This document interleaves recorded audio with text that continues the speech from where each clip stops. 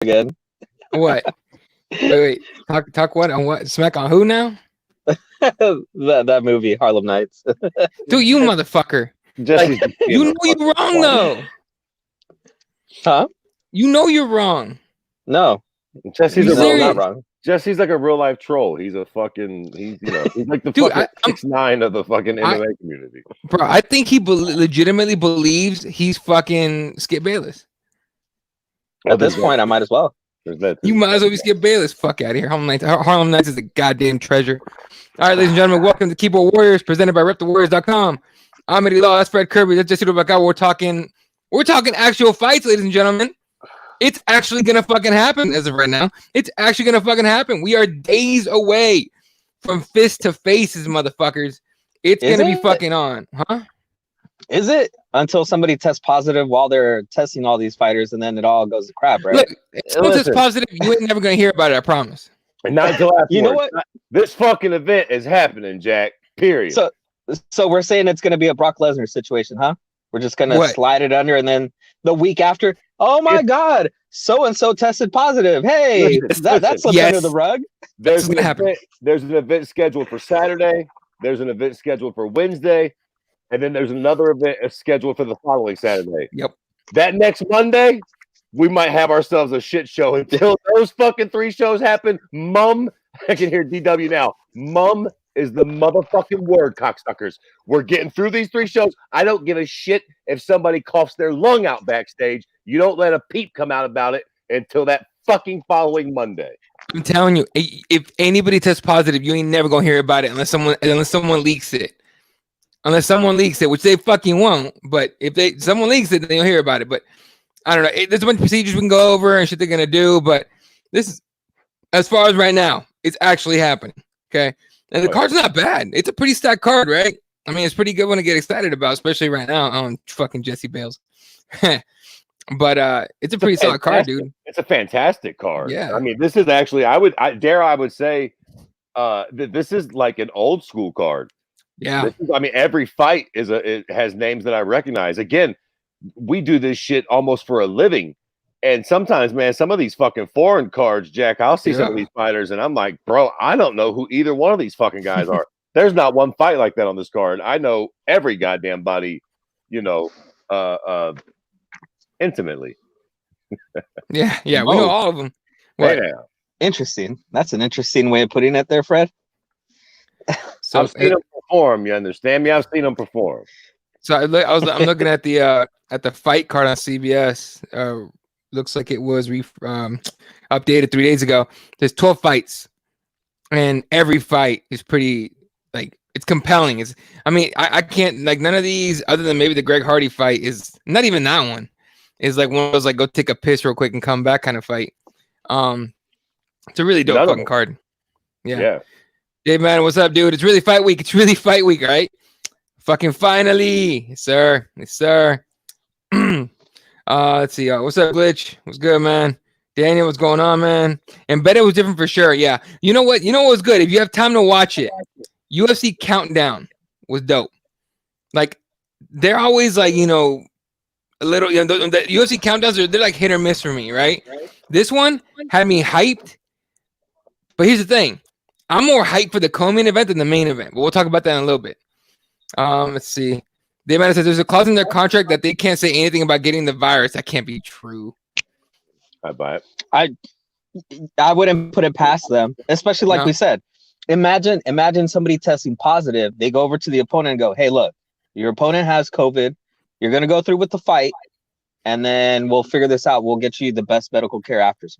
Okay, there, Brandon Shaw. Chill with that shit.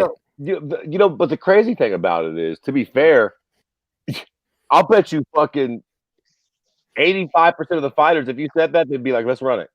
Yeah. Oh, for sure. My immune system's good. I want to get it out of the way. Run it. Fuck it. I swear, a lot of fighters, you think, I almost feel like that. And I'm a shitbird ass fuck loser. I'm like, let's fucking do it. I'm ready to get it. You think these fucking alpha king men and women aren't fucking fuck that virus. They're ready to go. That most of the fighters I don't give a shit. Let's go. Run that shit. Run it. Let's do it. I'm telling you, man. Calvin Kattar versus Jeremy Stevens, another firefight. Jacare versus Uriah Hall. If Uriah Hall from fucking Tough shows up, holy shit. If he doesn't, still, holy shit. I bet DW has them signing NDA so it won't get leaked if they get the Rona. I'm telling you, I bet that I believe that right there. I fully believe if there's NDAs on there. I would. Makes sense. Yeah. Listen, you business fuckers wise, perform. Don't fuck me at the end. You signed a piece of paper. The shit does go south. Don't try to fucking sue the UFC. You motherfuckers wanted to perform too. There's got to be a waiver, right? Because like, if anyone gets like sick and shit, they're gonna come back and sue the UFC like a motherfucker. I'm telling you. Right. Let's see. Rosenstruck versus Ngannou, Cruz versus Cejudo, Tony versus Habib. Oh wait, yeah, that's the only thing. That's the only thing that I don't like about this card is that we're not waiting for that one. But fair enough. Gaethje knocking out Ferguson. Hey, bro. Very possible. Very possible. I'm gonna put it. I bet you, karma wise, I bet that happens. What's up, Jesse? No, I was just saying that I saw a tweet. I think it was a tweet from Khabib saying that he's going to be ready to go in July. I think he said June or July. And he actually pointed to when Ramadan is over. So he said he's ready to go real quick. I think we were thinking about August or September, right? But he says he's ready before then. So couldn't wait a couple months. For now, we'll see. What I ain't even worried about Habib right now. For now, anything going into or coming out of Russia isn't fucking feasible. He's got a family there. I understand it. It is what it is. I'll you know what I mean? What are you gonna do? I just hope Tony wins this fight. You know what I mean? I would like to still see that fight. So I'm worried about that. I worry about fucking Habib after Tony actually gets through Gaethje, because Gaethje might blow up this whole fucking party anyway. So let's just one thing at a fucking time here, boys. One thing at a fucking time. Look, we at this point, I'm taking it like a day at a time with this type of shit, right? Like, today is still going on. Tomorrow, I mean, I doubt it, but tomorrow might be canceled. You never fucking know with this whole thing. It's fucking insane. Countdown got me hyped for sure. Yeah, dude, that countdown, I'm telling you, watch that shit. Rosa versus Mitchell. That's a dope fight no one's talking about. You're going to catch her might finish Greg Hardy. I wouldn't put it past him. And Jesse would be happy as fuck once he finds out in a few days. And then Verdun versus Olenek, Battle of the Grapplers. I'm excited for this fight because I'm a jiu-jitsu guy. So I want to see these two like high-level grapplers go. And Verdun hasn't fought in fucking forever. See, that's the only, I don't know if we're going to go back and talk about all these fights individually. Yeah, we will. I won't get into it too much, but that's the only really intriguing part of this fight for me. I feel like, motherfuckers must have forgot. Maybe I'm wrong, but that little fucking, let me tell you something right the fuck now, Jack. Y'all get your pens out and put this in your fucking notepad. And he froze. Did I freeze? For a second, go ahead. Okay. You know who ain't getting Ezekiel choked? Motherfucking Fabricio Verdun. Yep. I bet my firstborn child on it. I don't give a fuck who he put that bullshit on. He is not fucking Ezekiel choking Fabricio fucking Verdun. That is not happening. You know what, Fred? I mean, you might eat those words, man, because here's the thing. It's a guy who has that technique razor sharp, and he catches lots of people. Now, I get what you're saying. That's the only interesting about that fight, right? Yeah. A high-level jiu-jitsu guy against another high-level jiu-jitsu guy that has one technique that you basically just have to know how to counter at all times, because he can catch you standing on the ground. Like he's caught people in so many different ways. So I think it'll be interesting to see how Fabricio Verdun doesn't get caught in that. The only thing that makes this fight interesting is the fact that Fabricio hasn't fought in 2 years. I don't know what we're all thinking about here, but boys, must I remind you, Fabricio Verdun is the first guy that submits Fedor. He submitted Nogueira. He submitted Kane. Fabricio Verdun's jiu-jitsu is no fucking, unless that motherfucker has fallen off of a cliff in a major way. Again, Olenek's cute. And he's crafty for a heavyweight. But what he's about to go up against on that jiu-jitsu shit, it's a different level. I think Fabricio Verdun probably submits him in the first round for all of me. I didn't want to get into this fight now necessarily, but I feel like Olenek, if Olenek wants to win this fight, and surely if he wants to win these grappling exchanges, he needs to hurt Verdun on the feet. Short of that, if he tries to just go in and start raw dog grappling with Verdun, I'm telling you right now, Verdun is about to show y'all what these black belts are about. Like, Verdun will fucking submit the shit out. My fucking opinion. No, and you know what? You're right, Fred. I'm a big Verdum fan. I just think it's interesting that he hasn't been competing in so long, and then we kind of haven't seen what he's been doing, right? Like I know that he's been putting out cute little videos of him with his face and all that stuff, but we don't know what he's been doing. And like you said, Olenek, he's got some talent in that area that makes it interesting. You saying that he could hurt him on the feet. I mean, we've seen what Fabricio Verdum, a very motivated Verdum, did to Cain Velasquez. Like his striking has come a long way. But again, all these things are things that can go away with time if you're not actually doing these things, right? If you're not grappling, if you're not submitting people and all that stuff. Now, here's the thing. What would really tickle me good is if Fabricio Verdum hits him with Ezekiel choke and submits Olenek with his own move. That'd be great.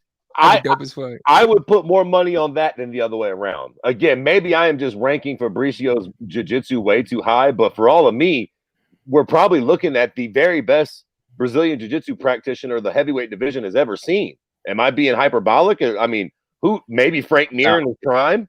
Like Verdum is the absolute top of the food chain as far as MMA is concerned. Right. Brazilian jiu-jitsu, like he is the absolute tippy top of the food chain. Just so happens that that's what Olenek's strong point is. I think that spells a real bad night for Olenek. I like him. He's cute. Plus, Olenek's like 137, ain't he? He's not young. He's no spring chicken either. So, yeah, bro. I think he's about to get subbed for hard. So is Verdum, though. Verdum's pretty old at this point. That's my point. That's my point. Olenek isn't this young sort of Polish phenom or something like that. He's a bit long in the tooth too. So you get two old dudes like that. I think Verdum's going to have his way with him on the ground. Yeah, no, it's a fair fight. The MMA guys, nothing to do in the chat here. Can't let Tony win. Like I'm telling you, y'all. Yeah. Dana White's playing with fire here. Nico Price was sent to Luque too. That's a dope fight. It's Greg Hardy still on the card as far as we know. By the way, I think Dave Madden asked the question. Yes, I'm still not watching this card. Did he? I'm still catching up, but somebody asked, dude. I really am not. Okay, but you haven't watched MMA in how long? 2 months? A month? Yeah. Right? And you're not gonna watch it. Yeah, probably longer actually, because I've skipped a couple of those cards. So yeah, probably. Yeah. There are people out there that Jesus, that would accuse you of not being a real fan of the sport at this fucking point. I mean, you're letting your fucking grievances make you a real fucking cut, to be fair, but. Hey, look, you know what? Label me a casual. That's fine. I said a cunt, not a casual. A cunt. A cunty casual? Yeah, that works too. Yeah, there we go. That's exactly what the fuck you're being. You're being a cunty fucking snowflake casual. Oh yeah, everyone. All right. Guys, thoughts on Dana saying he might. All right, guys, thoughts on Dana saying he might strip Miocic if he doesn't fight soon, or was that fake news? That was an ultimatum of sorts, and Stipe reacted to it, saying, "Let me see if I can pull it up." The tweet. I mean, this is classic Dana White strong arming and right? negotiating through the media as usual. Come on, motherfuckers! All right, hold on. I gotta go to MMAclickbait.com to get to the tweet. There it is. Okay, go ahead. All right, here we go. I was gonna ask you guys, how do you view DC's comment on that? Because he was saying that he should have never lost to Stipe. Like he gave it up to John Jones, saying that he was the better opponent, but he says he should have never lost to Stipe. Like I kind of feel like DC's. I agree 110%. He beat Stipe every bit of that fight, except for Stipe laid a one body shot, and next thing you know, the fight was over a minute later. So crunched him down. Stipe says, I want to fight DC. It's going to happen, period. I'm going to give my fans what they want to see. My management has been working on dates with the UFC. Right now, I'm doing what Governor DeWine is advising, and I'm working as a first responder. I can't control a global pandemic. Which makes sense, right? I mean, look, here's my thought on this shit. The only issue I really have with it, at the end of the day, is that Stipe, if this happens, then Stipe doesn't get his pay-per-view points the next time he competes, right? Because he's not the champ. Because here's the deal, right? Take the fucking belt and shove it right in your fucking ass. Whenever I do come back and compete, that fucking belt will be on the line.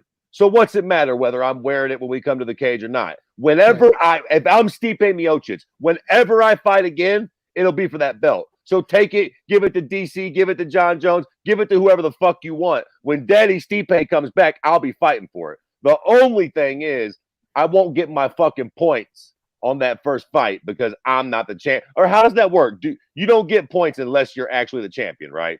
Right. Yeah. So if you're the contender, you don't get it. Yeah. So that's a bummer. That I understand. If you don't get that taste, that's probably a lot of money right out of your pocket. But other than that, who gives a fuck? Like, I mean, listen, obviously that's a big other than that, because you're missing out on a lot of money. That's probably the main reason these guys or girls would give a fuck. Because, like, if not, you still gonna be fighting for the belt regardless. What you give it to DC? Cool beans, take it. I'll see you in a few months. Like, the fuck? Who gives a fuck? But don't you think this is where a good manager would come in and negotiate that? We're like, okay, we're gonna give you back the belt, but the next time we fight, we're fighting with pay-per-view points on top of that.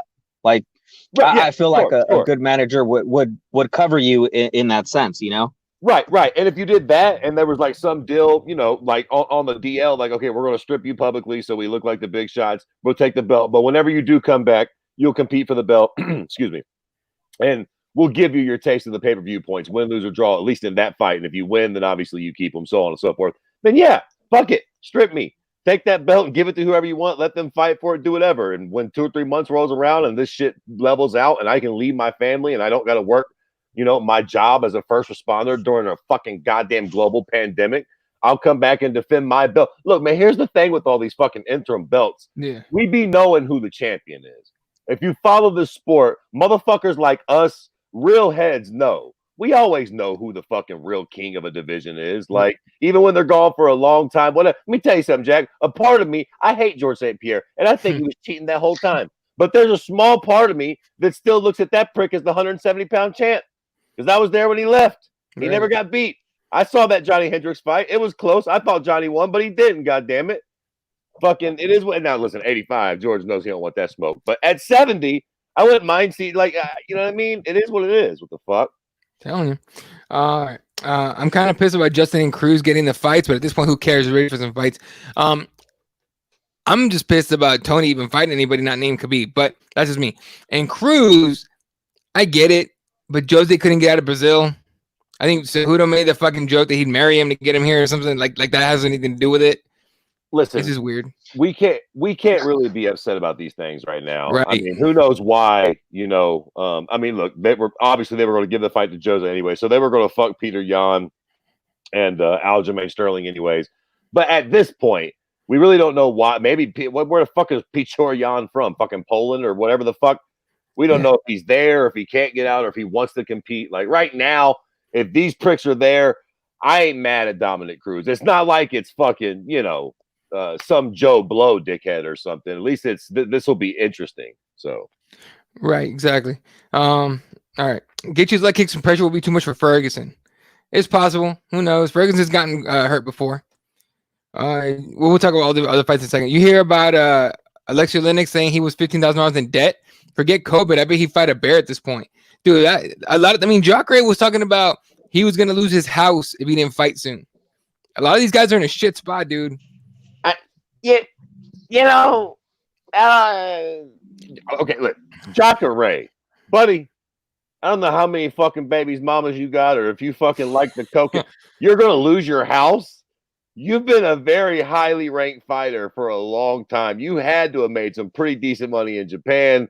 You've had some really big fights in the UFC. You've came a cunt hair from fighting for the belt.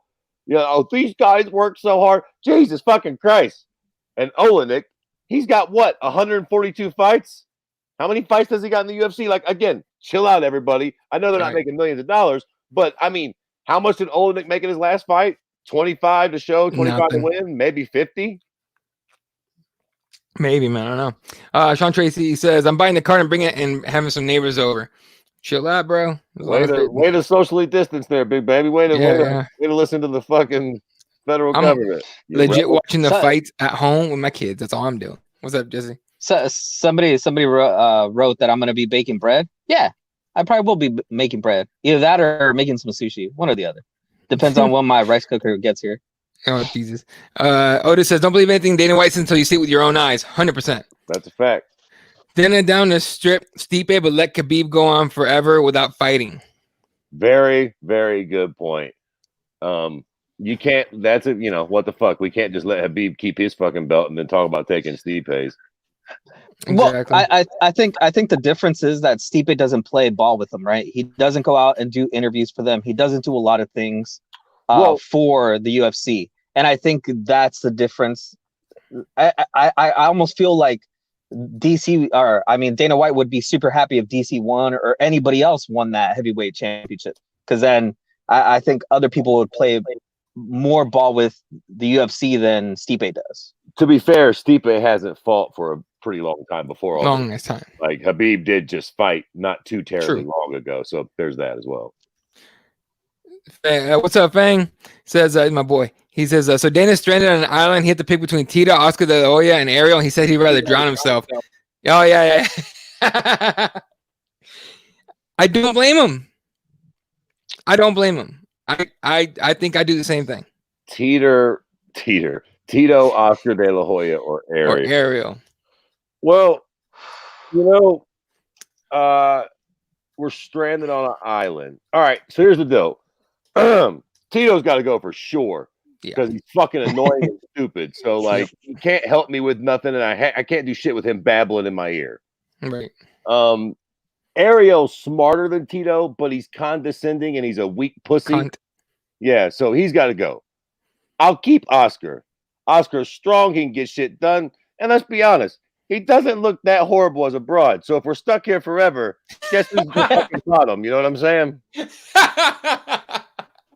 Oh, fuck. You know what? You're right. I would pick Ariel and then I just kill him. I would drown him. Because he can't do shit about it. If you guys don't know, Ariel's a weak bitch that doesn't train. Teo says Stipe shouldn't get stripped, but how long do you wait for him? Not much. I mean, after the pandemic's under control, which who fucking knows when that's gonna happen, not much longer. You know what I'm saying? I don't think, because I forgot. Yeah, like Fred just made the point right now. He hasn't fought fucking forever, even before this shit kicked off. So I completely forgot about that. So that's a good point. But also I think the UFC should lean into having a champion that's essential worker, right? Like the guy that's on the front line, like protecting people and stuff. Like you lean into that instead of threatening to take his title away, because it's just a bad look for the UFC, right? The dude's literally risking his life double now. Like he's a firefighter and now he's doing all this extra work, being an essential worker. And then you're like, well, you either fight or you don't. We take your title away. I was thinking about this. Stipe's a prime example of what a good personality can do for you. And I don't mean to shit on Stipe, but you make a very good point, Jesus. The goddamn guy is a fucking hero. He's the heavyweight UFC champion of the world, and he's a real life hero. Can you imagine if that guy had Conor's personality? The fucking Captain America sort of star that the UFC would build him to be, that he should be looked at. But because he's kind of sounds like a punch-drunk Chuck Liddell in his fucking prime when he talks, everybody's just kind of like, yeah. I mean, you know what I mean? Like, at the end of the day, you're right. He's a goddamn fucking firefighter working through a pandemic. He's also their heavyweight champion. Like, if he had a charismatic personality, that's something you could really fucking get behind and push. But I think he's a bit of a dummy, all things considered. So, like, they're like, whatever. Steve is the kind of guy, like, you root for the good guys, right? But he's not, like, entertaining. Like, he's like the Flash, and we want Iron Man. You know what I'm saying? Right. That's basically what it is. The Flash is still a dope motherfucker, and he's a really good dude, right? For the most part, I think. Yeah. But Iron Man is a good dude who's also a bad motherfucker and entertaining as hell. So it's kind of, I don't know. What's up? No, nothing. Oh. Just my nerd radar just went crazy with you. Easy, Jesus. We don't watch comic books, you little fucking Peter Puffer. I'm not on all that shit. I can give you basketball analogies when it comes to that kind of shit. Daniel says, I'm having a fight night party. It was going to be outdoors. Somebody snitch on the motherfucker. Someone snitch on Daniel. Call the Texas governor. Be like, this motherfucker's not socially distancing. That's kidding. Don't do that. You know, there's actually like some places have a hotline for snitching. It made me laugh so hard. California. Dude, somebody here in Phoenix, I want to say it's pretty close by, we're calling the cops on these kids that were like hanging out in their front yard, like in the driveway. It was like 15 of them, and they fucking called the cops on him and shit. It was fucking weird. I'm not saying they should have that. They should have been doing that, but still. And Megas is proud to Skip for sticking to his guns, but come on, man, Skip. Oh, fucking doing the what's his name? Whatever. His co-host for the show right now. All right. Khabib fought in September, plus he was scheduled for April, but this coronavirus happened. Right. Yeah. Tony says, isn't there a video of Dana saying fighters wouldn't be penalized for not fighting during the pandemic? Yeah. Well, you know, Dana's like a small child. He'll say one thing one day and then throw a tantrum the next day. That's just how he is. That's promoter life, I guess. Dave says Khabib fights once a year if we're lucky. I haven't even looked at his schedule, but that doesn't sound wrong. True as that might doesn't sound wrong. True as that might be, the sad fact is he just fought not too long ago. That one time wasn't that long ago. Steve Hayes was a long time ago. Oh, here we go. My question is, Kirby, Cyborg, Paige Van Zandt, and her husband together, or Triple C? Who would you rather be stranded with? Okay, wait. So you have a choice between Cyborg, Paige Van Zandt, and her husband together, or Cejudo. Who are you picking to be stranded on the island with? Oh, Paige Van Zandt and her husband for sure. Because see, her husband's a dummy. You know, I'll be able to outsmart them, and then I'll take her from him, and then, you know, all things considered, she is a decent piece of puss. Fucking Triple C for sure. I could not be stuck with that prick. And Cyborg, you know, listen, you know what I said? Oscar would be the broad. Cyborg would make me the broad. I don't want to spend fucking eternity with that. Oscar probably looks like Cyborg as a broad, dude. Dave says Dana would strip Stipe of his medal of bravery if he could. Well, Dana's kind of a cunt. Dana says Paige Van Zandt called out that girl that is wanted for punching her dog, but yet turning down Macy Barber in other fights. Paige Van Zandt wants to fight. You gotta see that video first of all. It's fucking disgusting. Like, no. I thought it was okay. Don't look at it because it's stupid, but I thought it was a joke, and I watched it. And no, this bitch is like having gloves, and she's punching the shit out of this like German Shepherd looking dog. I'm not even sure what dog is, but she's hitting the fuck out this dog, and then like laughing about it. And someone behind the fucking camera's laughing too. Fuck that bitch. But no, Paige Van Zandt ain't fighting anyone real. I don't think anyway. Otis says, hold on, is Cerrone versus Pettis happening Saturday too? Yes, it is. Yep. We'll talk about the card in a second. I'm gonna get through the rest of these. I'm gonna start picking through these comments here because there's a lot of them. If Stipe gets stripped, then DC has to fight Ngannou, which would be the worst retirement fight ever. Have Francis send his dad bod into Earl orbit. You know I think Dana White wins that. I think Daniel Cormier wins that fight. I don't give a fuck what anyone says. Oh yeah. I think DC takes him down and fucks him up. Yeah. I think. Matter of fact, I would dare I say that DC is a bad matchup for Francis. He's so short and compact and is red. You think that Stipe out wrestled Francis? You don't want to see what DC does to Francis. Exactly. Let's see. I'm sure. Sparta versus Michelle Watterson. Talk about I want to watch her, but not her kind of fight. That's exactly what that is for me. You don't care for her sport. I'll watch Michelle Watt fight anywhere, anyone. Don't care. You know who's got a really underrated ass? Yeah. Carla Esparza. I've never. I can't get past her face. Exactly. Somebody Google Carla Esparza's ass now. I'll be the pig right now. It's not that bad. I was looking at a picture. Yes, listen, she's got a bit of a butter face, but I think it was a picture with her like Felice Herrig or somebody like that. You know, listen, Carla Esparza was packing a little heat. I was surprised. Let's see what we got. Oh, okay. I'm trying to find the one. This might be it.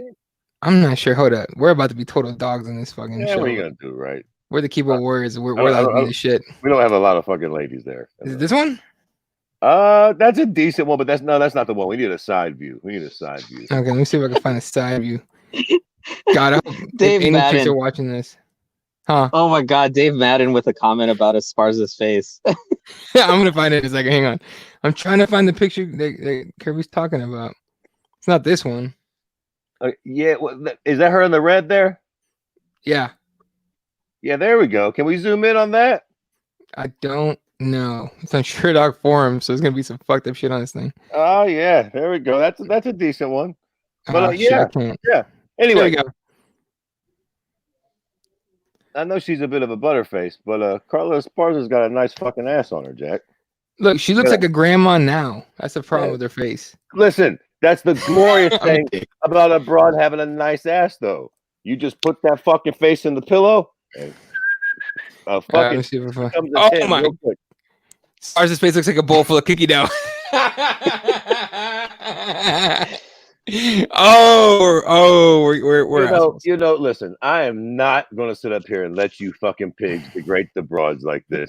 Yeah. I know that everybody on this panel, and definitely all you poor pricks in the chat right now, have fucked an uglier broad than Carlos Parza. For sure. I know. For I woke sure. up to a bowl full of cookie Yeah. dough. I woke up to a broad one time who had a fucking chin on her like Jay Leno. I'll never forget it for the rest of my life. I woke up and I was like, what in the fuck are you? I remember, I'll never forget. I told her I had to go cut my grass. It was like fucking 6 in the morning. I'm like, I got to go home now and cut my grass. It needs cut immediately. It was the first thing that came to my mind.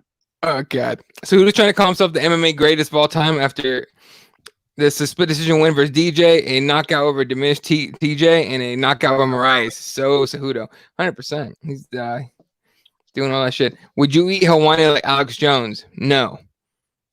How would you cook him up? I would destroy his confidence and then drown him. Bro, they don't care about looking terrible. Of course, he's rich. Let's see. Stipe is a man. He's just a mellow with a smoker's voice. I find him to be very entertaining, but I don't need a douche to cheer for. That's not that's preference, dude. It's a fair point. Yeah. All right, let me catch up to some shit here. Fuck that lady punching the dog. I'm sick of these retirement fights. I know what you're saying, but yeah, but you gotta do it. They gotta fight somewhere, right? Yo, let me get on that mat with these 3 bitches that killed that guard for the girl not wearing a mask. Yo, y'all hear about that shit? Nope. It was one dude. He was I forgot what the store was. It was some bullshit like dollar store, and dude was a security guard, and he didn't let these people in because they weren't wearing masks. They came back and fucking killed them. Some bullshit, dude. Yeah, right. Over in the hood somewhere. Let's see. Ain't nothing nice down in the hood, boys. Yeah. Let's see. These guys want to send off with a foul pretty. That's not how MMA works. Yeah, that kind of only happens in like football and basketball. Kirby's right about Carla's ass. All right. I'll tell you. Fair enough. All right, a couple more comments here, and then we're gonna talk about this shit. Fred with big dick problems. I mean, listen, it's a real thing. Anyone subscribe to Jessica Penne's OnlyFans page yet? Is it real? I don't know if it's real. Listen, I can't pay for it, but I want to see what's doing under there. Yeah, I just want to see what's up. I woke up with a bitch without a chin, Fred. Then I checked back into rehab. Good idea. Oh, Sean, bro. Oh, but yo, like I'm assuming you mean without a chin. Oh, wait a minute. What does that mean? Does that mean that she was a big broad or like super skinny? I'm assuming it was a big broad. Okay, that's what I was. Or maybe. Here's the terrible thing: the broad that had the Jay Leno chin was a big bitch too. I don't know how she did it, but she had a chin and she was a sea donkey. It was the fucking worst experience ever. Dude, we need to start a fucking show called Locker Room Talk and just go off on shit like this. You know what's hilarious? Hilarious about that bitch? One of the hardest fucks I ever had. One of the hardest stuff. Trying to act like she didn't want to do it. I'm like, what the fuck are you talking about? You have to work for that. Yeah, but listen, I would have got me back in the day. I was like, listen, you better get those panties down. I didn't come over here for nothing. Stop playing with me. You're already lucky to be under these covers with me. You better pull those things down. You had to work for that. Oh shit. Oh yeah. Okay, so Cruz should go for that cut healing over Cejudo's eye. Did you notice that? Yes, I did. He got that with no sparring. I mean, he sparred his coach. I don't know what the fuck happened, but yeah, he has a cut like right here. Cejudo, and there was people talking about he better not pull out of the fight and shit. Family Dollar and Flint, yeah, that's where that shit happened. Yeah, you ain't lying, Jack. Jessica Penne's OnlyFans page should come with a rebate. They should have it at Costco so the rebates for real. They can't all be 10s, 100%. Hey, you got to work your way up. Otis says Woodley versus Burns from May 23rd. That's a low-key dope-ass fight, honestly. I'm excited about that one. I hope they get that done. Because, I mean, you're talking Woodley, who just got his black belt not too long ago, and Gilbert Burns is a jiu-jitsu killer. So I'm going to love that fight. All right, let's talk this UFC 249 card. Let me pull up a card that's not going to fucking freak out on me the whole time. This CBS site. Fuck it, we'll go with CBS site. This CBS site just keeps trying to reload on me, which is stupid. I hate those websites that do that. Just keep reloading and reloading and reloading. But, all right, here we go. If it ever shows up. Here we go. All right. Fight card right here, ladies and gentlemen. We are looking at first fight of the night. We could pick him. Fuck it. Ryan Spann versus Sam Alvey. Sam Alvey, who I don't know if he's won a fight lately. Has he? Anyone It's know? been a while, I would imagine. It's definitely been a long time since he's won a fight of any substance. I'll say that. He might have won a fight here recently, but it ain't been against anybody that's relevant. I mean, quite frankly, I'll just jump in and go first on this one. I'm pretty sure old Smiling Sam is the sacrificial lamb in this one. I mean, the numbers there obviously reflect it. Fucking Ryan Spann's a fucking 420 fucking favorite. Yeah. But yeah, I mean, look, I'm not known to be the X's and O's guy, but like Ryan Spann, hate to be the fucking racist guy to call him explosive, but explosive, fast hands, the whole fucking most of it. Smiling Sam, for as much of a nice dude as he is, he's very plodding, very slow, gets hit a lot. Just seems like, this should be a slam dunk for Ryan Spann. Fucking maybe not even a knockout because Sam Alvey is very fucking tough. He's surprisingly tough. But I feel like he's just going to get lit up like a fucking pinata in this fight. Right. Sam Alvey's in a 3-fight losing streak. TKO by Lil Nog, TKO by Jim Crute, and decisioned by Clifton Abreu. And if you want to know about how much of a sacrificial lamb he really is, he was supposed to fight Khalil Roundtree on March 3rd, 28th before he got canceled. So, okay. So I would like to just jump back and take that back. I am predicting Ryan Spann by knockout. If Little Nog finished him anytime in this past century, then Smiling Sam's thrown off the cliff more than I remember. I mean, Little Nog is 642 years old and is blind last time I checked, or maybe that was the old one, but still, both of those boys got a lot of miles on them. Ryan Spann, TKO. Yeah, I'm taking Ryan Spann TKO as well. Jesse? Yeah, I agree. Nothing really. I mean, there's nothing really for me to counter that. Fair enough. Yeah, I would wait for you to I was listening to Fred, point stuff out. I'm just like, I wonder how Jesse's gonna contradict this one. And I couldn't think of anything. So there you go. Well, I mean, I could have, but come on, let's not be crazy. I mean, says Spann, MMA guy says Superman, unless Mark Goddard is reffing. To be fair, Sam Alvey has way more experience. He's been in way more fights, and he still does hit very hard. So, I mean, Ryan Spann should win, but I feel like maybe if Ryan doesn't get that knockout in the first or second round, Sam Alvey's fucking experience might kick into that third round, and you might see him pull off some bullshit. But generally speaking, it is what it is. Look, it's a good test, right? It's a veteran being that they're gonna throw Spann at, right? Like if he can get past the wily veteran, which is what everybody calls Alvey, right? He's a wily veteran every time he comes out. So if he can get past all the little wily tricks that Sam Alvey knows at this point from being in so many fights, Spann's going to be moving up to, higher in the cards. Yeah. No, fucking, I don't know. Oh, Jesus. Sam Alvey's donezo. Yeah. God damn it, Fangs. One at a time, dude. Now this dude gave me all his picks and shit. But he's taking Spann on this one. All right. Next fight up. Bryce Mitchell against Charles Rosa. Rosa is obviously the underdog here. And he's coming off a submission when he armbarred Manny Bermudez. So he's kind of on a high, I guess. And I like Charles Rosa. I'm kind of a fan of that dude. So I'm going to take him by decision. Fred, who are you picking? Listen, I am going to pick Bryce Mitchell for two very irrelevant reasons, but I'm picking him nonetheless. A, he's a hillbilly, and I like the way hillbillies talk. They just fascinate me. I can listen to goofy hillbillies talk shit all day long. I just like I like the way hillbillies sound. B, he's pulled off a fucking twister. For as goofy as a hillbilly as he sounds, he's kind of nasty on the ground. And listen, I don't know who the fuck he pulled off the twister against, but nonetheless, he pulled off a motherfucking twister in the UFC.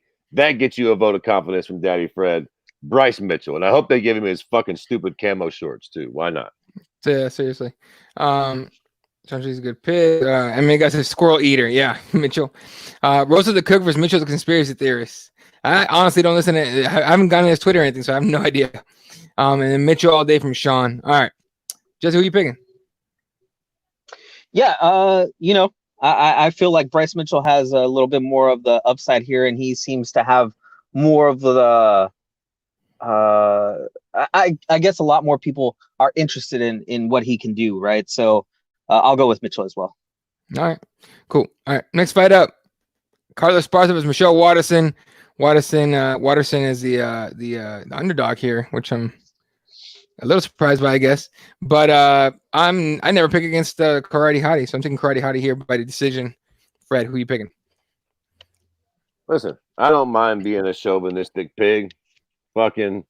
I'm picking Michelle Waterson because that's who I'd rather fuck. Now, Carla Esparza does have a very nice ass indeed, but Michelle Waterson's the whole point. That Asian yum yum ain't nothing nice, son. I'd never pick against her. Telling you. Call me the fucking chauvinistic pig I am. At least I admit my faults, God damn it. Jesse. Yeah, I would agree with you guys, but I just feel like for some reason Carla Esparza is gonna pull this fight out. I always pick against her. I don't like Carla Esparza at all. I feel like Nobody does. Yeah, she's annoying. But yeah, I'm gonna go with Esparza here, just because she annoys me so much. I know she's gonna annoy me by beating Michelle Waterson. Don't do that. I'm not putting that on there. Michelle, you gonna win, girl. It's all good. Yeah, you'll be all right. Sean says Karate Hottie. Fangs picking Waterson. Karate Milfy. Hey, for real though. For real. It's a good point. Get Monster Man, get out of here. I was reading on my phone, guys. Oh, it's all good, dude. Esparza wins by point, smothering Waterson. That I would not be surprised by. And MMA gods appreciate your chauvinistic pigness. All right. Let's see. Moving on. Next fight up. Jacare Sousa against Uriah Hall. Uriah Hall, the underdog in this fight, and probably for good reason. Really hoping that Uriah Hall kind of shows up for this one, right? I mean, is he kind of? I mean, to me, we're kind of looking at him now like, well, you know, which Uriah Hall is going to show up, right? And that's kind of a shitty way to fucking go if you're a fighter and people talking about you. I like Jacare to win by probably knock him the fuck out, honestly. Like TKO. I got Jacare by TKO. Fred? Yeah, no, dude, you nailed it. I think that's the thing with Uriah Hall, man, is what Uriah Hall shows up. I feel like this is a very, very, very interesting fight because I feel like there's versions of Uriah Hall that could show up and knock out Jacare fantastically. And then I feel like there's versions of Uriah Hall that could show up that'll just get dismantled by Jacare, taken down, smashed right through his guard, and just submitted easily. The truth is, I have no fucking idea which Uriah Hall will show up. I'm leaning towards Jacare for all the reasons that anybody would assume. Fucking, you know, the motherfucker's nicknamed the alligator, for Christ's sakes, and Uriah Hall's grappling isn't necessarily his strong point. Mm-hmm. But so I'm going to reluctantly pick Jacare by, let's say, second or third round submission. But let me also say that if the right Uriah Hall shows up, I can see him fucking spinning high kicking fucking Jacare into orbit. But it just depends. I'm going with Jacare though, submission. Yeah, and Hall has moved to Fortis MMA, so which is a good place to go, especially different where he was. But I would love for him for that move to that new camp to turn him into the guy we thought he was gonna be. That'd be fucking sick as hell. And like a huge win over Jacare Sousa would be a massive start to that shit. Jesse, unmute yourself, bro. There you go. Sorry, my bad. You're good. It's hard because, like you said, I mean, you just don't know what Uriah Hall is going to show up. But I think the history of Uriah Hall shows us that it's usually the Uriah Hall that's disappointing, right? Like It's usually the guy that we don't want to see. Every once in a while, there's a flash of that like tough. What was it like when he killed that one dude basically with the spinning heel kick? I think he he knocked out somebody from the ground, like off his back. He was a beast back then, but like we just haven't seen that in the octagon. So, I mean, I think this is Jacare easily beats Uriah Hall. Usually, Jesus, I figure you're just on this podcast because you're a Mexican and Eddie's a Mexican, so he just has you on. Every fucking once in a while, you prove your worth and you actually make a fantastic point. That's a good fucking point. You're right. It is which Uriah Hall is going to show up. You're right. Usually, it's the shitbird Uriah Hall. Like every once in a blue moon, he shows up with that fantastic shit. Like the Uriah Hall that knocked out Musasi, or that bullshit he pulled on the fucking Ultimate Fighter. But usually he shits the bed. Good fucking point, Jesus. Yeah, the Adam, whatever his name was, I forgot. All right. I think South beats Hall's ass. I pick Hall here because I think he's gonna hit him hard and fast when he shows. Oh, that's so he's picking him to show up. Oh, yeah, I love this one. Dave says Hall's been living in his gym and Jacare has been training with his wife's CrossFit equipment. That's just hard, motherfucker. All right. Jesus. Win or lose, Uriah Hall will not smile. Not till he gets to the back, dude. Fortis Hall for the win. There you go. Ooh, it's a good point for all you football fans. Hall is the James Winston of MMA. Missed it. Fair comparison. Anyway. All right. Next fight up. My first, for me, probably the first exciting ass fight of the night for me. Fabricio Verdum against Alexei Oleinik. We were talking about it beforehand. I forgot who everyone picked, but I'm taking Oleinik here. By upset, like something jiu-jitsu crazy, something we haven't seen in a long time. That's what that guy does. But I wouldn't be surprised if Fabricio pulls it off. But I'm an Oleinik fan, dude. Who you picking, Fred? How fucking dare you, Eddie? You are the resident fucking jiu-jitsu guy. You're picking fucking Oleinik. Alexei Oleinik Yes, to submit Fabricio Verdum. You sacrilegious fucking prick. There ain't a God in heaven if Oleinik submits Verdum. Listen, all bullshit aside, I think you're fucking nuts. I think that Fabricio hasn't fought in a while. So if he comes out and he's rusty and Oleinik knocks the shit out of him and then jumps on him, he might pull. So all you pricks out there, that don't fucking count. If he hits him and he rocks him and then he Ezekiel chokes him, suck my dick. It don't count. Other than that, oh, come on. Fuck you. Other than that, if Oleinik does not rock Fabricio Verdum, he is not fucking submitting. Fair enough. Verdum. Matter of fact, dare I say, Oleinik, just like the rest of you poor pricks, I guess, has probably gotten a little too confident with his fucking cute little Ezekiel chokes. And I think he's going to be a little too eager to play that game with Fabricio. And Fabricio's about to, I can't stand old Big Nips Corey Anderson, but I wish we had that gift. There's levels. There's levels, baby. Fabricio Verdum is about to show Oleinik what a real black belt looks like. Fabricio. All right, Jesse.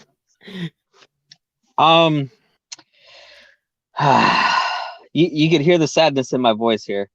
I'm going with Fabricio Verdum.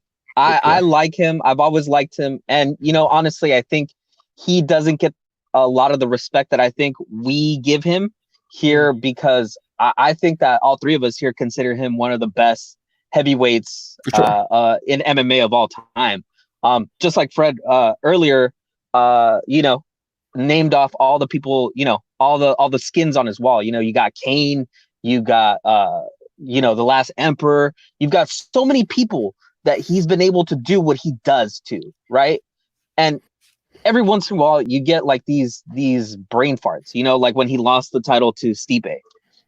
He fought like he wasn't, like he didn't care, And so to me, I think I think you just can't take that for granted. Mind you, I agree with you, Eddie. I think that Oleinik is just such a savvy jiu-jitsu guy. It's going to be interesting to see just what he tries to do. I don't think he's going to be eager to try and submit Verdum, but I think he's going to be attacking him from all different angles, and it's going to be interesting to see how Verdum deals with that, and how he hopefully doesn't fall into any of those traps. But Verdum probably by submission. I would like to put $10 that I don't want to see ever again on him. Ezekiel choking Oleinik. All right, there you go. Jacare hands down, marching forward is the coolest gator of them all. Sean taking Verdum. Otis takes Verdum by submission, making it happen. Dave says Verdum by boomerang. MMA God says Verdum. I got Verdum by submission. Well, yeah. Will Fred go as far as second and Dick got third in main and Verdum gets subbed? You know what? Wait. I will. Oh my God. I'll throw it out there. Fucking third and main blowing dick, son. There's no fucking way Verdum is getting. And here's the thing about this whole situation. I don't like Verdum. He's Verdummy to me. I don't particularly like Verdum. It's a bad stylistic matchup for Oleinik. Again, I think I agree with Jesus. I don't think that Oleinik is going to be eager to jump into the grappling. I think he's going to try to strike with him for a while. Yeah. Like, you know what I'm saying? We'll see how that goes. And that very well, all bullshit aside, if Verdum gets hit and hurt, all bets are off. But like, if they just grapple and nobody's hurt, I do not. Maybe I'm really underestimating, but like real talk, I don't see him fucking submitting Verdum. I just don't see it. Oh, this is don't you think, Fred? What? I was gonna say, don't you think, Fred, that this is a good test to see where Verdum is? Because I think the UFC has enough respect for Verdum that if he wins this fight, I think they would kind of usher him to the top of the heavyweight division. Even might give him a title shot. So I think I think that they're giving him a lot of respect here in the sense that, like, you know, Oleinik's a tough guy. He's been more active than Verdum. And let's say Verdum gets, you know, a cute little knockout or even a good submission on him. I could see him, you know, being number 2 competitor at the heavyweight division. And I think that's what they're looking for. They're looking to see if Oleinik's ready for that next step, which I agree with you, Fred. I don't think he is. Yeah. I agree. There you go. All right. I agree. Verdum is one of the heavyweight goats. Yeah. I'd say he's getting subdued just because of the dick sucking thing. Everyone's loving that. Of course. Now he's gonna have to sub some dude. Of course. I just fucking now Oleinik bigger than shit. Oleinik's gonna pull the fucking bullshit Ezekiel choke on him from fucking, you know, guard or the like. It'll be some extravagant thing that Oleinik pulls off. Of course. You know, it'd be funny if like Oleinik gets a submission and then we could see Fred over here like breaking down the video. See, this is where he hit him and he rocked him. See, this is why I don't have to do that. Very true. Taylor says you have to have the dude you're blowing wear the Verdum mask with that goofy face he makes. To be fair, that might be good enough to make me actually be able to get through it. Just keep making that goofy face. Yeah. Fred only said sub, not Ezekiel choke. Yeah, he only said sub. If he gets knocked out, it don't count. Obviously, so if Oleinik pulls off a fucking knockout, you know, then it's null and void. Yeah, right. Exactly. Let's look at next fight out, the rematch: Vicente Luque against Nico Price. Who won the first one? Vicente Luque. Oh, there you go. And good. Was it controversial? I don't know. I won't bullshit you. I just fucking shirt dogged it or Google whatever the fuck. But he did submit him with a Darce in the 3rd round, I think. And for all of me, I feel like Vicente Luque is a better striker than Nico Price. So if he submitted him in their first fight, I'll admit I haven't went back and watched the fight. But, you know, just kind of putting 2 and 2 together, I'm going to go on ahead and assume that Vicente Luque wins this fight, be it by knockout or submission. Nico Price is a good fighter, but he's one of those dudes I also feel like tough is one of his attributes. You know, like if you're making your guy on you're playing the fucking video game or some shit, his tough attribute is real high. I don't fucking like that with my fighters. You know what I mean? Like I don't like it when you're listing off their strong suits. Like he can take a good beating because eventually you find the guy that can just keep giving you the beating, a la Nate Diaz or a Masvidal.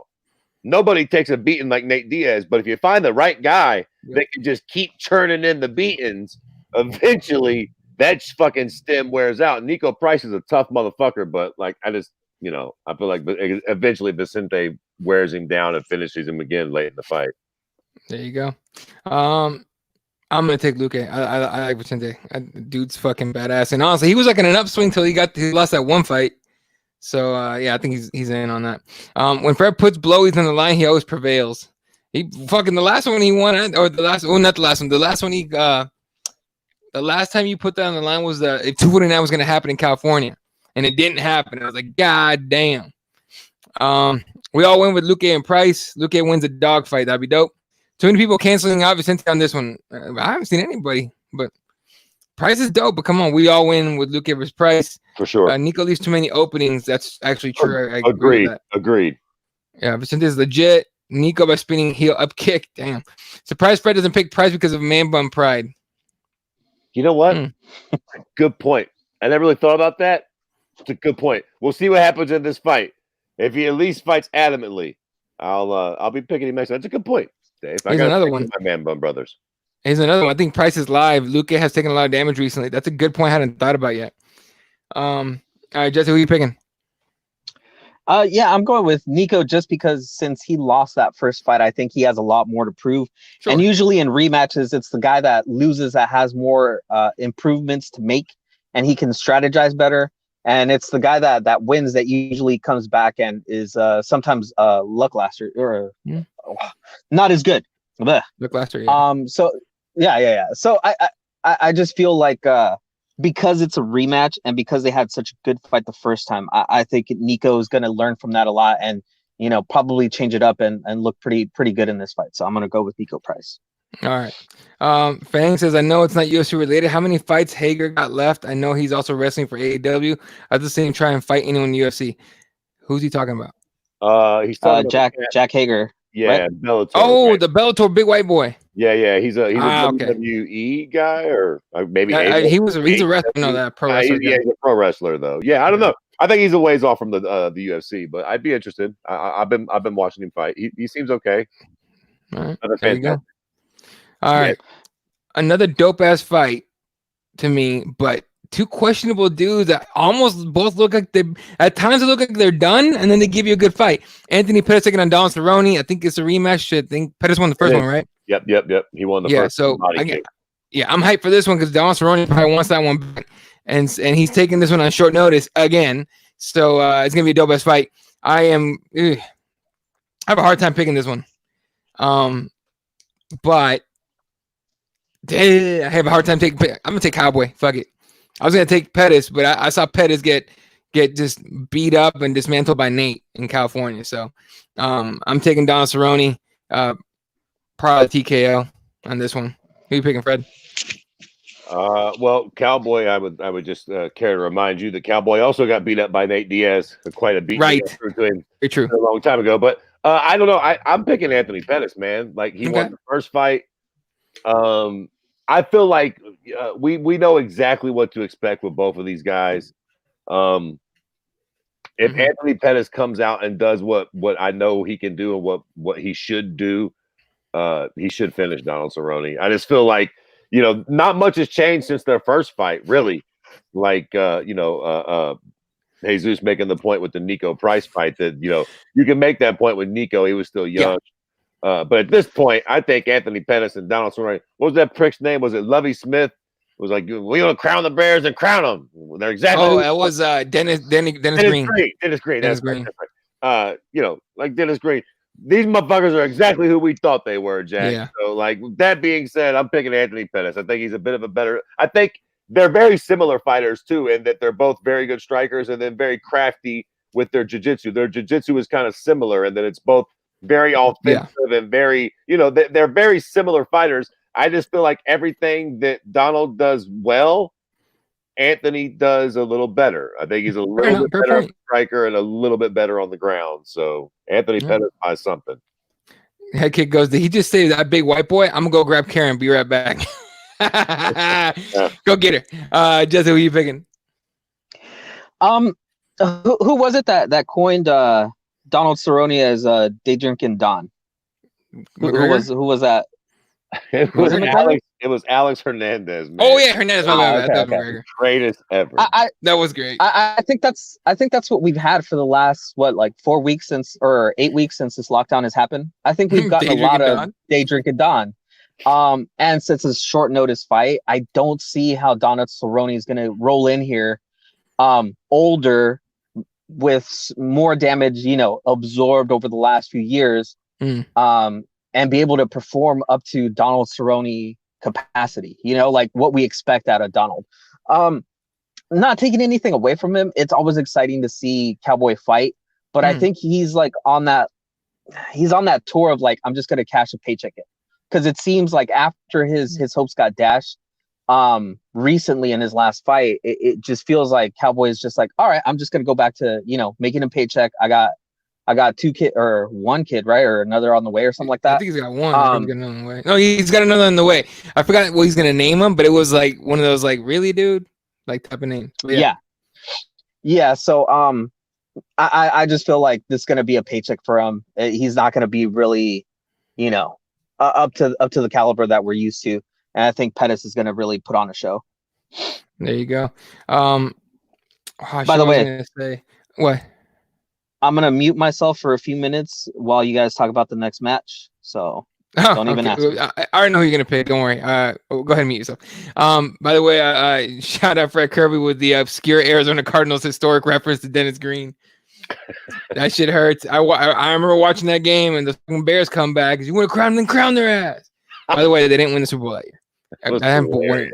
Yeah, they haven't won it in fucking since '85. All right. Cowboy beats Pettis, who will redeem himself from that sad interview about the Conor fight. A lot of people get him shit for that. I almost wish he hadn't done it, just because people keep fucking shitting on him for it. But I get what he's saying. I don't know. It was a weird one for me. In the words of the immortal Nate Diaz, I'm not surprised, motherfuckers. Right. Like, yes, he did fold under pressure. He wasn't there. And to Cowboys' fucking credit, he's been telling y'all that for a month of Sunday. Yep. Cowboys the first one to tell you. He don't know how he's going to feel until he walks out to the cage. Exactly. Sometimes he's there, sometimes he's not.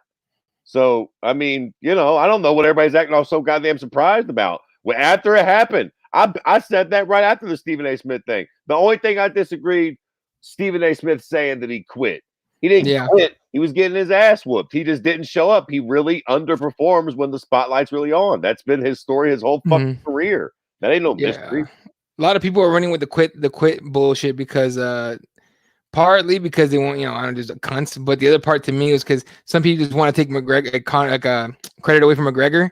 Yeah, I gotta give him that fucking shoulder thing. I mean, people do it, but no one's playing it the way this motherfucker did. So, all right. Pettis be a flying triangle. That would be dope if he. If you guys, I don't know if you guys know Invicta history, but Rose number Eunice, I forgot who she submitted with a flying fucking triangle or flying armbar. I think actually what it was. But still, flying anything in jiu-jitsu, I love that shit. I gotta go with Cowboy. He has to bounce back. What's up? Speaking of fucking great submissions. Just obscure as fuck. I'm trying to think of the prick's name. I can't remember. But for all you Jorge Masvidal fans out there, he got submitted by a standing reverse triangle back in Bellator. Oh, fuck. A prick named Toby something. What was his last name? Toby something. But that shit was fucking insane. Now, to be fair, Masvidal was probably fucking 14 years old when it happened. It was a long, long time ago. But Masvidal did get submitted by a crazy. If you guys have never seen that submission, go look that shit up. Toby Mata. Yeah. Okay, there we go. The last names were similar. Toby Mata versus Jorge Masvidal and Bellator. Yeah. He still was with a standing reverse triangle or some shit like that. It was something gnarly. Puts fucking Masvidal to sleep with it though. Yeah. I don't know if they ever retired, but I know that Jorge Masvidal was talking about he was gonna kill Imada in the rematch, like literally kill him. It was hilarious. He was so mad. MMA guy says Cerrone needs a win. I think Pettis has the edge. Fair enough. Weird that we get two unnecessary rematches. We're just trying to get a card together, man. Yep. Pettis submitted Carlos Diego Ferreira. Oh yeah, that's right. All right, let me break it down. I think Cowboy's gonna hit him with a 4-piece. Jesse should just watch till this point, take the next one off, and then get back to 249. I suggested that, but Jesse will not, in any way, shape, or form, contribute to anything that Greg Hardy could gain. Hey, Zeus, be a fucking real degenerate like the rest of us and stream the cocksucker. Then you're directly fucking them in their ass. You're not paying for it. You're not supporting them, you cocksucker. If you don't pay for the fucking thing, if you stream it, you're doing the opposite of supporting them. Dude, that would require me to watch it. Nope, not gonna do it. God, all right. Him, Ashley Evans Smith. I'll add more to the list. Don't worry. Is Ashley Evans because of the medical supply she stole? Yeah, thing? The medical supply. Yeah. Fair enough. He called him a geriatric too. Oh yeah, I remember that. Riot Cerrone. All right. Well, I've noticed that when he doesn't show up, it's a 75% chance he shows out in the next fight. It's a good point. It's a decent point. Rose is a low-key hottie. Ain't nothing no key about that, bro. Oh, she's beautiful. Oh, yeah. Bellator 5 told me about it. That shit was sick. Quick Hands Dave. There you go. It was 11-year anniversary the other day. God damn, you got all the facts. Was it that long? I got Roni. I thought I said Rona for a second. I was like, go to the hospital. Pettis only loses if he gets injured mid-fight. Other than the Nate fight, I kind of agree with you. Anthony Pettis and Donald Cerrone are very similar, in my opinion. Yeah. I think Anthony Pettis, he's won the belt, so he's excelled in a couple big fights, but he's another one who kind of tends to fold in those big fights if he gets hurt or if he's a front runner, man. They're both front runners. Very similar. All right. Next fight up, heavyweights throwing down. I can tell you who Jesse's picking on this one already, if he even bothers to pick him. Greg Hardy taking on Jorgen De Castro. And Greg Hardy, I mean, he's kind of just floating in the middle. They keep putting him on main cards. Like, they're trying to shove him down people's throats, I guess. But I like Jorgen De Castro in this one by knockout, but it's a heavyweight fight, dude. Who fucking knows what's going to happen? Right. I mean, listen, he's polarizing. Yeah, very. Look, fucking Jesse, the poor prick, won't even watch the fucking card Yeah. after months of not having MMA. That's how polarizing the fucking guy is. I mean, there are people out there that really fucking dislike this guy. So, of course they're going to keep, quite frankly, Jesse, you're fucking part of the problem. People like you are the reason why they're putting him on the main card, because fucking he's so goddamn polarizing that they fucking know it. So they're putting him right there like goddamn fucking Floyd Mayweather. They can't not put him on the card because of that, honestly. Yeah, that's exactly why they put him on the card. But listen, I don't like the fucking prick either. And I'm one of the people who's tuning in, just waiting to see him get his comeuppance. Is Jorgen fucking De Castro the one to do that? Maybe. I don't know. I'm picking him. That's who I'm picking. I don't fucking pick the X's. No, Greg Hardy will probably win. He's the favorite for a reason, one would suppose. He just came off that well, I guess he pretty much took a beating, but nonetheless, he didn't get finished by what's the fucking tall Russian prick's name?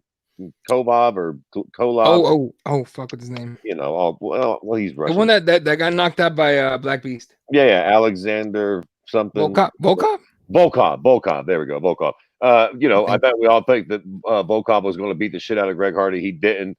So kudos to Greg Hardy. But look, eventually, Greg Hardy's going to get the beating he's looking for. And when he does, Daddy Fred will be front and center saying, "That's what you get, you cute cocksucker." So we'll see what happens. Is Jorgen De Castro the man to do it? Who the fuck knows? I'm betting on it. All right. Some more comments here. And you guys already know if Jesse was going to pick, it'd be De Castro.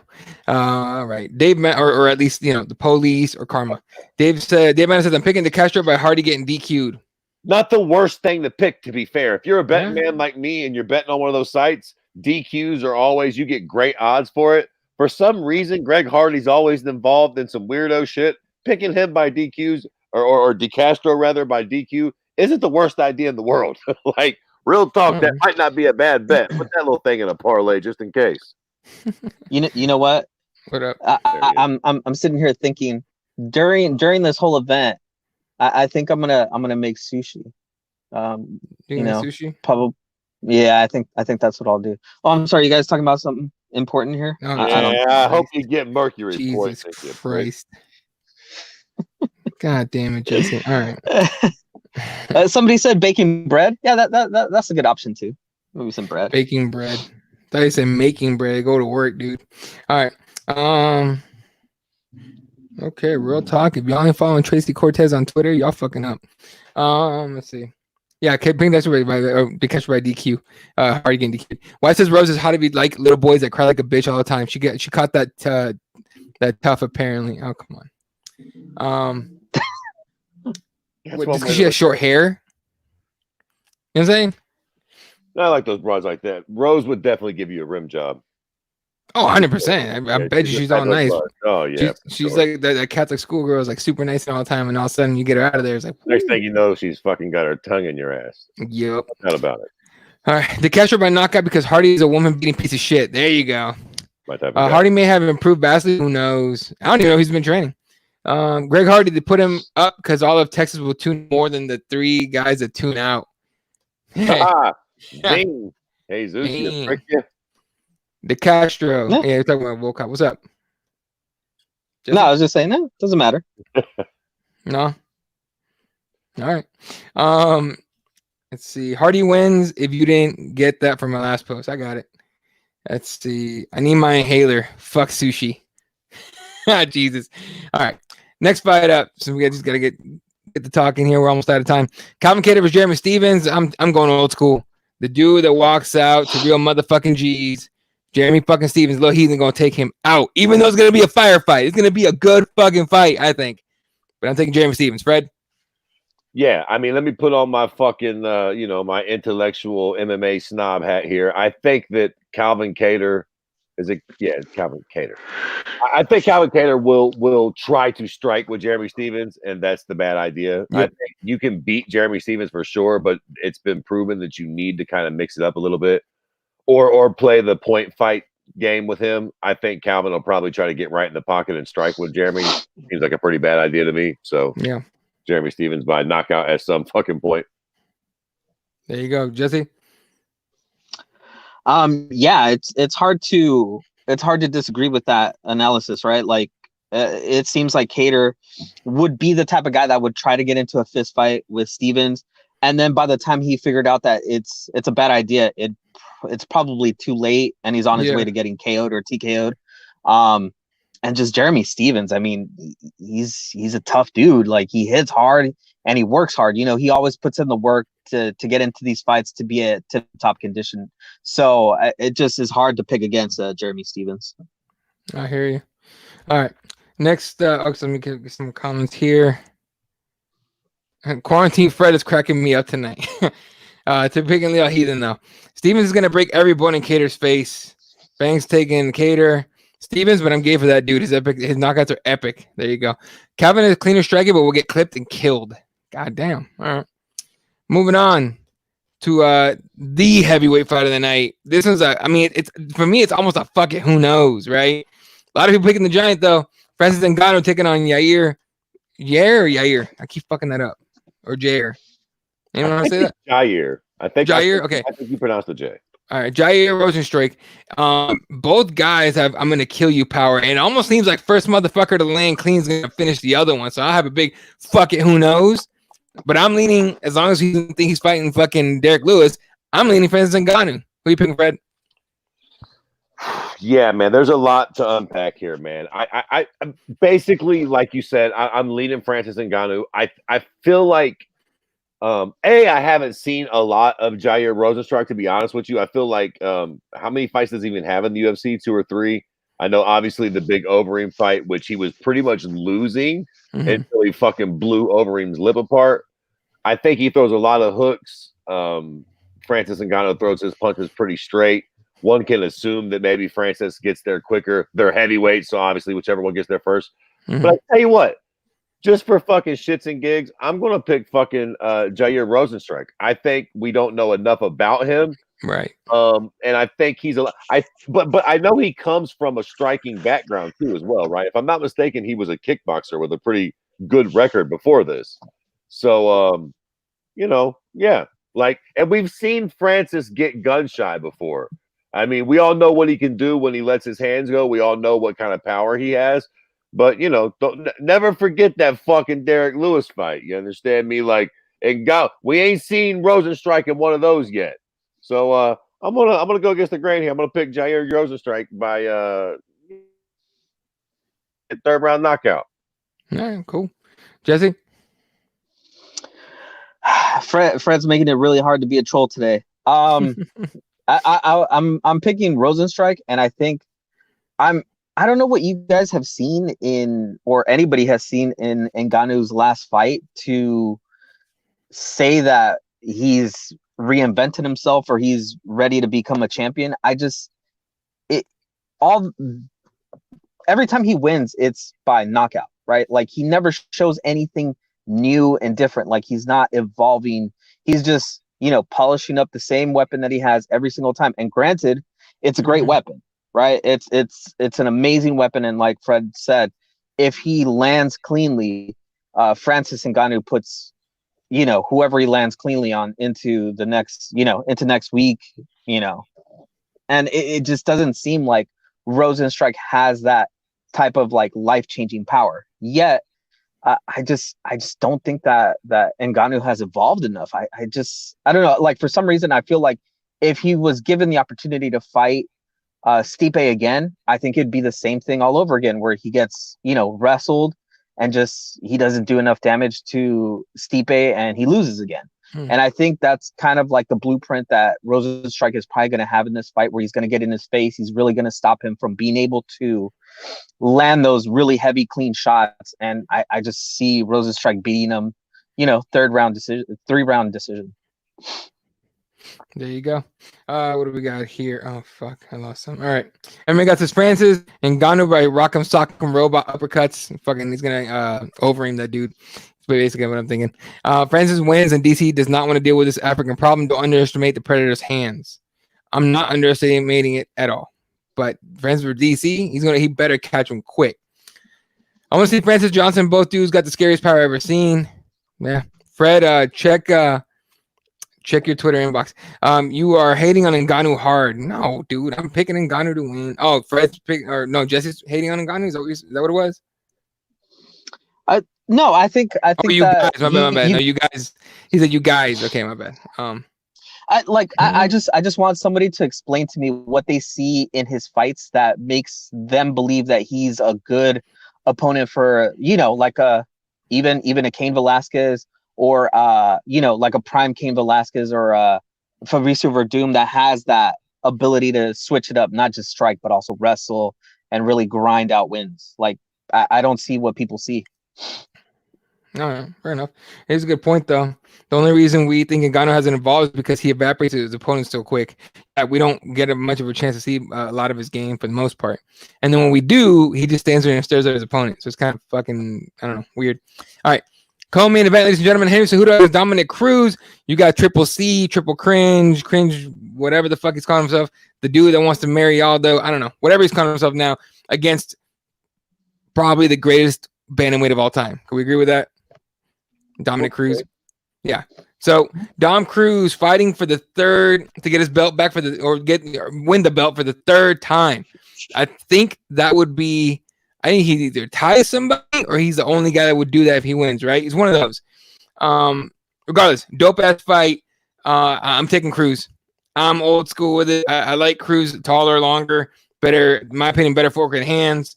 Cejudo can try and wrestle him if he wants to, but Cruz can wrestle too. Not saying it's going to be a blowout or even a finish, but I think it'll be a close decision win by Dominic Cruz to take his belt back. Who are you picking, Fred? Yeah, bro. Like for me, dog, the only question in this fight is I've noted I have not been a believer of Henry Cejudo, but for me, the only question in this fight is how long it's been since Dominic Cruz has performed last.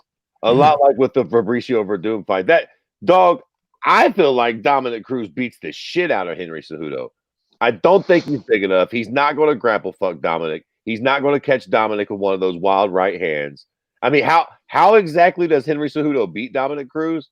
Again, I know it's been a while since Dominic's performed, but he ain't knocking Dominic out. He's not going to wrestle fuck him.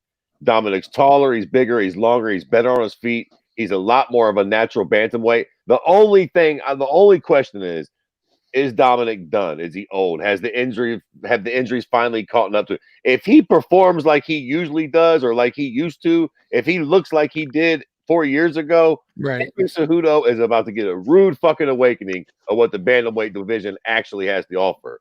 He fucking, that first round against Marlon Moraes, he got, let me remind you motherfuckers, he got real fucking lucky that Marlon Moraes gassed in a major way. The cute cocksucker clipped TJ at 25, and then he fucking took a beating from Marlon Moraes for one round, and then he beat the piss out of Marlon Moraes that was gassed as fuck. Dominic Cruz will not gas.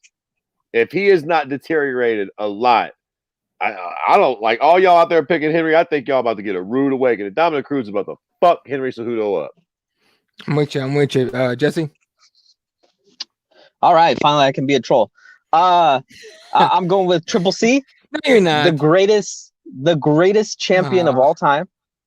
He not only is an Olympic champion, he's gonna finally unify that title. Take it away from the previous guy that basically never lost his in my eyes, never really lost his championship belt. Anyway, it's hard to pick against Dominic, right? Dominic Cruz is a guy who we've seen him come back. And who was it against his first fight when he came back? It was Mizugaki, I think it was. The first time he came back, right? And then he got injured again. But against, I think it was Mizugaki, he obliterated him in like under a minute or something like that. So, I mean, from what I've seen, I think Cruz is ready for this fight. I agree with Fred. It just comes down to how old is Dominic and how much has all the injuries really done damage to his body. If he's not able to move and perform like the old Dominic Cruz, I mean, it's just going to be difficult for him. But, you know, the hard thing is that, and I'm not being a troll here, it's hard for me to see how he could do that against a guy who was able to really be as agile and as fast as Demetrius Johnson. You know, and Cejudo really showed really, really good technique and really, really good strategy against Mighty Mouse. And even though I think that he lost that fight, it was a very, very close fight. And so I think if he has that type of performance, I think he might even be able to beat Cruz, just to be able to keep that pace and like that style of, you know, wrestling, grinding, and then, you know, staying at a distance and striking with Dominic Cruz. Plus, Cejudo trains with some pretty, you know, very, very strong fighters, the Pitbull brothers and stuff like that. So I mean, it's just hard to really see what Dominic we're gonna get in this fight. So yeah, I'm gonna go with Triple C. Boy, I tell you what, right now, just know that after Dominic Cruz knocks out Henry Cejudo, I'm taking my pants off. Wherever you boys are at, just understand me that after he knocks him out, my pants are fucking gone, Jack. Them motherfuckers are. I am fucking celebrating. Right, I'm staying the fuck off of Twitter or when he wins. All right, fuck. Oh man. Oh fucking. Cruz hasn't fought since December 2016. That's the one thing I was gonna say for that's on Cejudo's side. Sure. And it was because of an injury. So all right, moving on. Fuck, we have so many fucking comments here. The only reason, oh no, that's not it. We see a destroyer. Sorry, Eddie, but even Prime King Francis will melt him. Francis melted a beat up, injured ass Kane. So relax. He's got some wins by sub. Just haven't seen it as of late. I'm going with Cruz. I love the man. I will back him no matter what. I picked Cruz. He's already getting Cejudo's head. That's a good point. If we get 100% Cruz, for sure, Dom. Right. Cruz just a pick against Triple Cringe. Everyone hates Cejudo, I'm telling you. I want to root for my fellow Arizona, but shit, he makes it tough. He really does. He really fucking does. He trains up in Scottsdale. Kirby, the only way Cejudo wins if he annoys Dom enough to knock himself out for a reprieve. I almost feel the same way, man. I almost feel the same way. I'm telling you, it's good analysis. That would be a great story for Dom. Oh God. Yeah. Can you imagine though? To be fair, if Dom does come back and get the knockout win in a big performance, huge, nobody, he'll be in a league of his own. Fang says, Jesse, I want to punch you for that comment. Welcome to my fucking world, Fangy.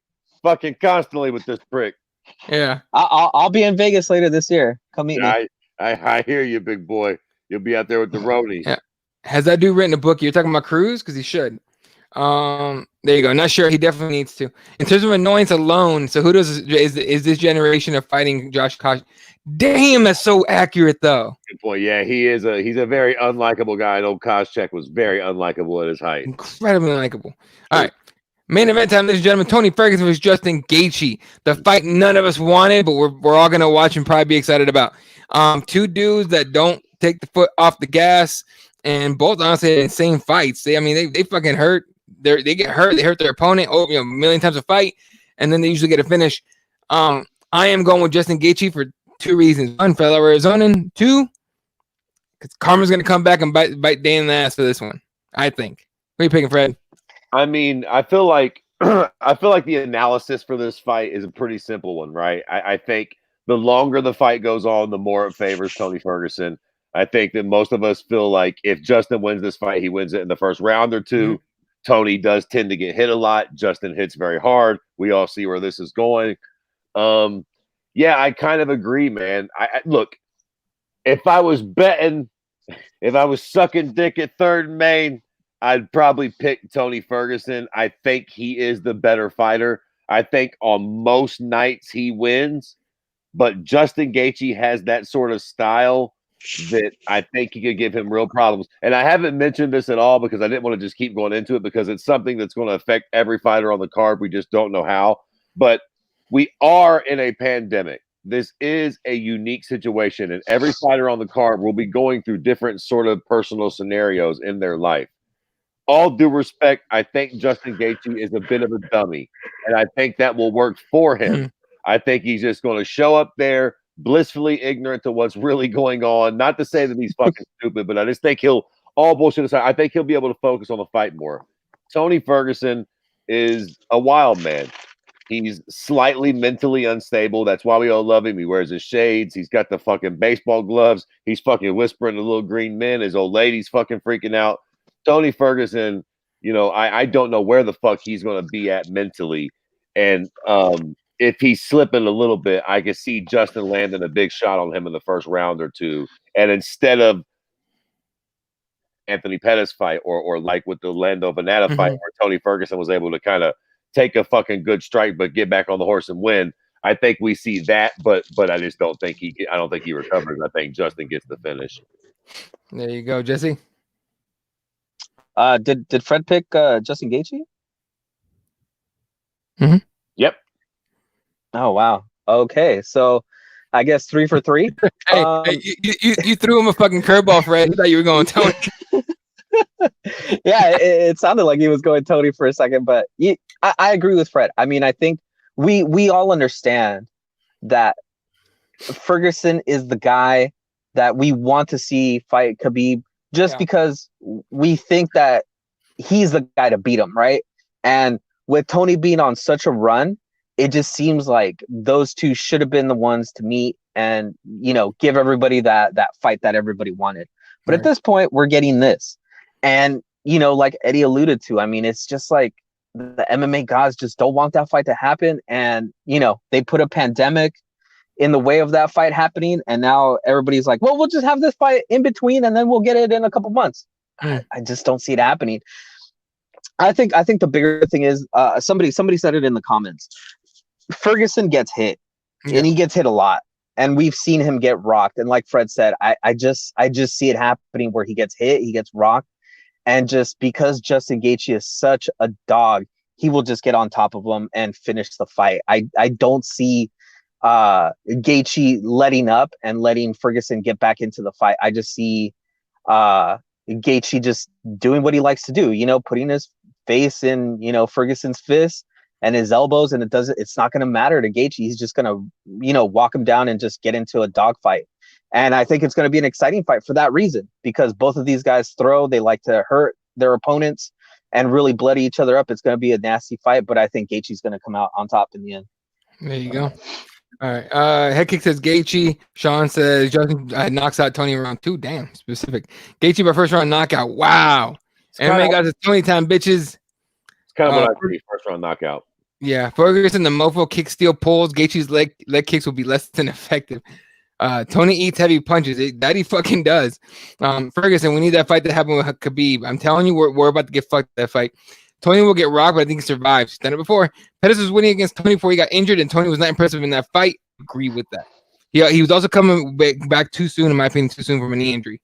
Tony's always in it. I think he said it was too soon, right? Like eventually he did say that he wasn't even fully recovered.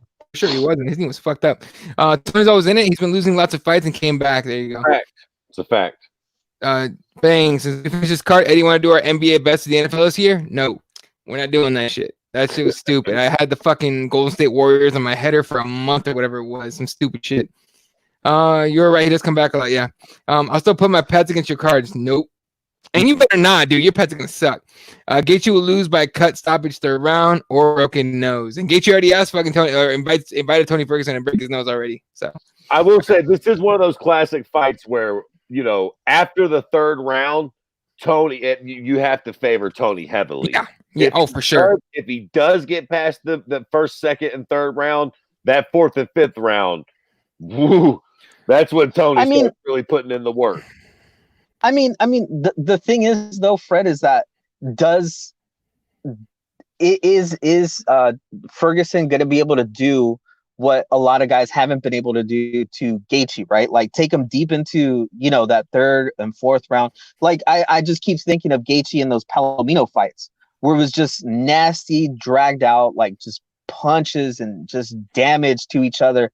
and Gaethje just dug down deep and just kept going to work. You know, like he just never quit. And like the only thing I can think of is Dustin Poirier, right? He was able to receive that damage and give it back to him and put him away. And I just don't see how Ferguson has that type of stopping power. I think he's just going to be punching that dude, and punching that dude is just not going to affect him. All right, Jesus. Now shut the fuck up. Listen, Tony Ferguson is no Palomino, okay? You're going to make me change my pick. Fucking, you're right. He had some close fights with that Palomino prick. If Tony's no Palomino, he tries that bullshit and he's going to get fucking snuffed out real quick. Shit. All right. Oh fuck. All right. So that's gonna do it for our UFC 249 breakdown.